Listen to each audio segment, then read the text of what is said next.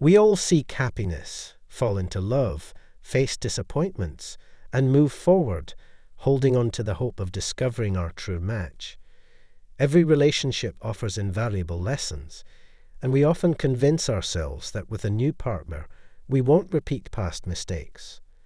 Yet, life often throws us unexpected and wild challenges. I met my ex-wife back in high school, and we tied the knot right after we turned 18.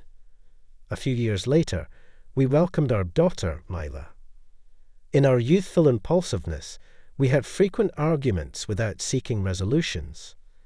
My wife soon became a constant source of complaints, voicing her unhappiness about everything. At first, I tried to ignore her nagging, but eventually, I found myself spending less time at home. Then, on our 10th wedding anniversary, she surprised me with a stunning gift. She filed for divorce. It felt like a breath of fresh air for both of us. Fortunately, my daughter and I share a deep understanding, and we see each other regularly. Then came Scarlett, and she was like a breath of fresh air. I'd almost forgotten how effortless a relationship could feel. Meeting her pulled me out of my emotional fog. We quickly grew close, and she introduced me to her son, Ethan. He was born from a previous relationship when Scarlett was just over 20. His father, a true mama's boy, was under the thumb of his overbearing parents. When Scarlett got pregnant, he abandoned her, and while he occasionally visits his son and pays child support, she never really needed the money. Living in a fancy neighborhood with a luxurious apartment, a decent car, and financial support from her parents, she worked remotely on design projects. Our relationship blossomed for over a year. I often visited Scarlett at her place, and we were starting to plan a future together. I even considered popping the question. Ethan, now 5, and I hit it off well, engaging in playful antics and games. However, my daughter Scarlett had yet to meet them, and I wanted to change that. Finally, the perfect opportunity arose. Scarlett, Mila is on break from school and wants to stay with me for a week. I told her I love her. What do you think about us all hanging out together? I don't know.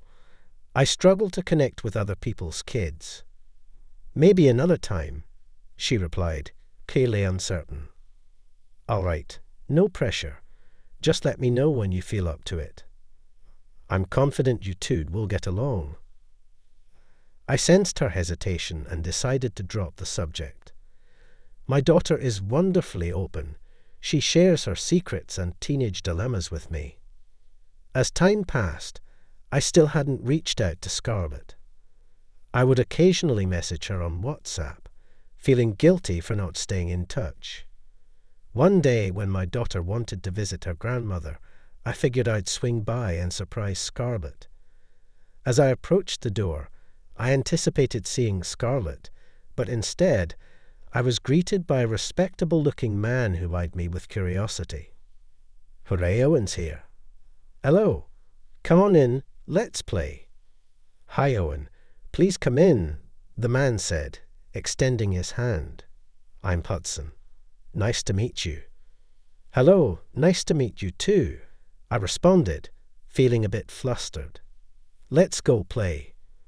A spirited toddler pulled us into the living room. I was completely taken aback. A dad? This guy was twice Scarlett's age. Was he just another spineless mama's boy? I genuinely tried to engage with the little one for a bit, but eventually we turned on some cartoons and slipped into the kitchen for more serious chat, where I learned quite a bit about Scarlett's partner. Scarlett and Hudson had met during one of his business trips to our town. This young beauty, full of wit and charm, had swept him off his feet in a whirlwind romance. But when Scarlett revealed her pregnancy, he was taken aback. He had no intentions of leaving his wife, with whom he had built a life and raised 2 daughters. I supported her every whim, he admitted. And you know, Owen, I realized I couldn't keep her with me. If Scarlett had mentioned marriage, I would have let her go while still providing for the child. Hearing such confessions, I felt a pang of guilt, as if I had shattered the poor girl's hopes. To make amends, of course, I ended up giving her more money. "Now I see what's really going on," I said. "Yeah," he nodded, looking a bit ashamed. Just then, the intercom buzzed, and Ethan rushed to answer it. Moments later, Scarlett appeared, practically drowning in branded shopping bags. She lit up at first, but her smile faltered when she noticed me. Silently, I stood up and left the room. For a long time, I struggled to accept what had transpired. I even tried to rationalize my ex's actions. Why hadn't she been honest from the start? Or why did she doubt my feelings? But after some clear-headed reflection, I realized it wasn't about me. She simply didn't want to lose her wealthy partner. The apartment's decor, candles on the table, empty champagne bottles, and a messy bed told the tale of a passionate encounter, and it was evident that the savvy girl had no intentions of bidding farewell to her old flame.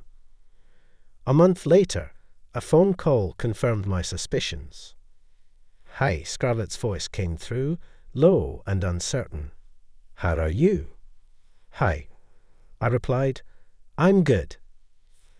"I'm happy for you," she exhaled, "but I'm not doing so well.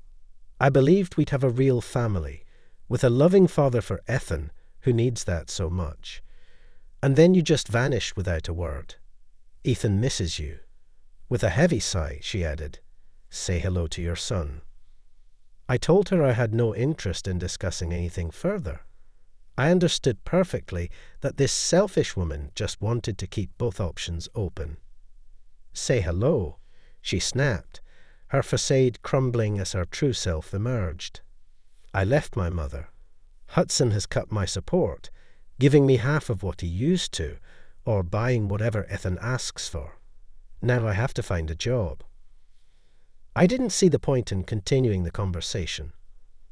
I had lost all respect for this shallow woman due to her deceit and materialism. She had lost a loving partner, and I would never judge her past. I could have raised that boy as my own. The truth always comes out, and relationships built on a foundation of lies are destined for failure from the start.